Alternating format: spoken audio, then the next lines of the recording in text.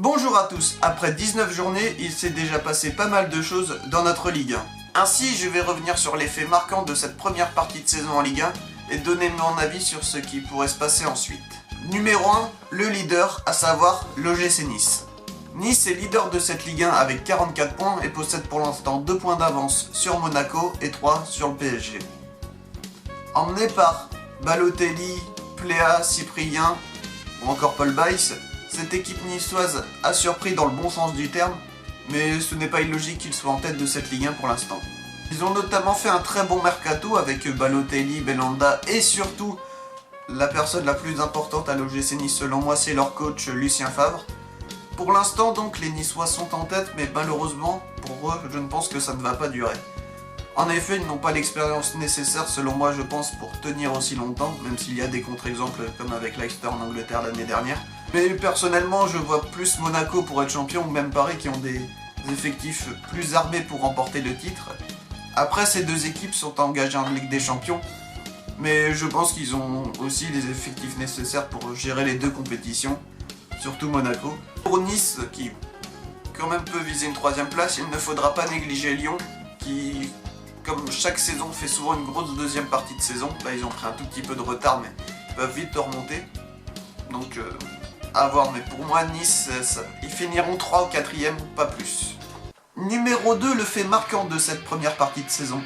Le fait marquant de cette saison est le fait que, évidemment, le Paris Saint-Germain ne soit pas en tête de notre Ligue 1. En effet, l'année dernière, le PSG, à cette même époque, était déjà largement en tête. Donc, Paris pas en tête de la Ligue 1, c'est surprenant, mais ça peut s'expliquer. En effet, Ibrahimovic, meilleur buteur, cadre du vestiaire qui avait un gros impact sur le jeu du PSG, n'est plus là. Laurent Blanc est parti, donc c'est un nouveau cycle qui est arrivé avec Unai Emery. Cependant, il va falloir que ça aille rapidement mieux car Emery a été recruté pour faire mieux que Laurent Blanc.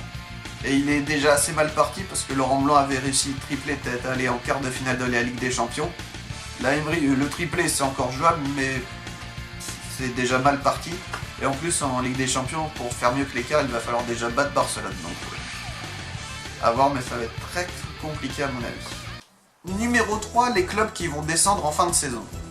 Pour l'instant, il est impossible, selon moi, de dire qui va descendre à la fin de la saison. En effet, à un moment donné, Lorient était très mal parti, mais ils ont su changer d'entraîneur avec l'arrivée de Bernard Casoni. Et maintenant, eux aussi peuvent facilement se maintenir. Ils sont pas si loin que ça, et en plus, ils ont un bon effectif. Personnellement, je pense que ça va être très compliqué pour les promus, et surtout Dijon et Metz.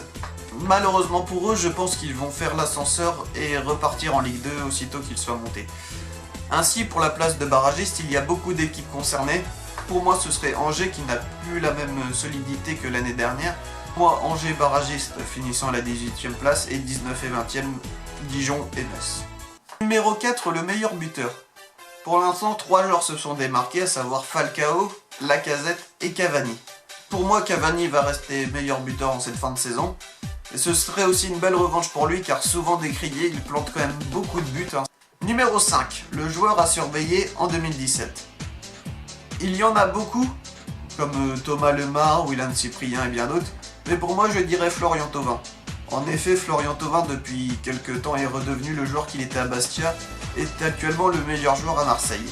Et si Marseille veut réussir un coup dans cette Ligue 1, à savoir l'Europa League, peut-être la Ligue des Champions, mais là il faut peut-être rester un peu réaliste pour les Marseillais, ils auront besoin d'un grand Thauvin, donc Thauvin à surveiller, vu les très bons matchs qu'il fait actuellement, ça peut être un des gros joueurs de cette deuxième partie de saison en 2017.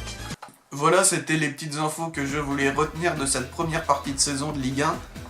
C'est une Ligue 1 pour l'instant intéressante, contrairement à l'année dernière. Cette fois, on a plusieurs candidats potentiels pour le titre, ce qui est plutôt intéressant. Pour toutes les places, de toute façon, c'est aussi serré en haut qu'en bas, donc ça, c'est plutôt intéressant. Évidemment, tout ce que je viens de dire est un avis personnel, et donc on verra en fin de saison pour faire un bilan et voir ainsi si ce que j'ai dit était assez crédible, parce que forcément, entre ce qu'on pense et ce qui se passe réellement, il y a de grosses différences, il y a peut-être une grosse surprise qui peut arriver, on ne sait jamais. Profitez de tous les matchs qui vont arriver et nous on se dit à la prochaine.